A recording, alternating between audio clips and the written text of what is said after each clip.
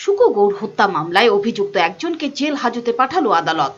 বৃহস্পতিবার অভিযুক্ত ভুটন ধরকে আদালতে তোলা হয়েছিল।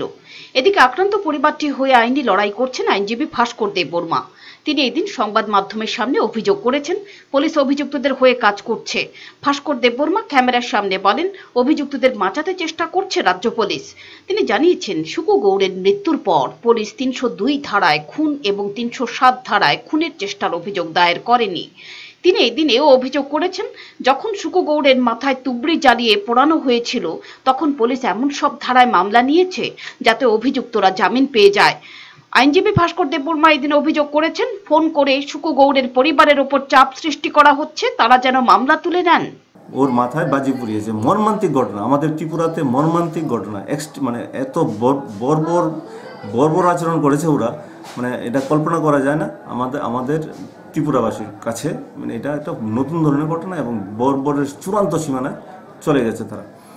একদম নিদর্শন, এটা আমাদের কাছে উদাহরণ। এরকম ঘটনা তারা করতে পারে। এখন আজকে আমি সমস্ত রেকর্ড দেখে অবাক হয়ে গেছি যে পুলিশ কিভাবে তাদেরকে সাহায্য করছে।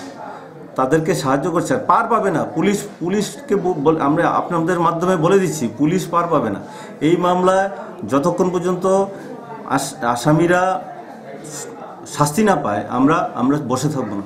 ৭ নভেম্বর দীপাবলির দিন ত্রিপুরা সরকারি কর্মচারী শুকু গৌড়ের কাছে ৫,০০০ টাকা দাবি করেছিল এলাকার ছেলেরা, কিন্তু তিনি দীপাবলিতে বাজি পোড়ানোর টাকা দিতে পারেননি এলাকার ছেলেদের, যার কারণে তার মাথায় রাতে তুবড়ি জ্বালানো হয়েছিল। আর দুর্ভাগ্যবশত সেই জ্বলন্ত তুবড়ি ফেটে যায়।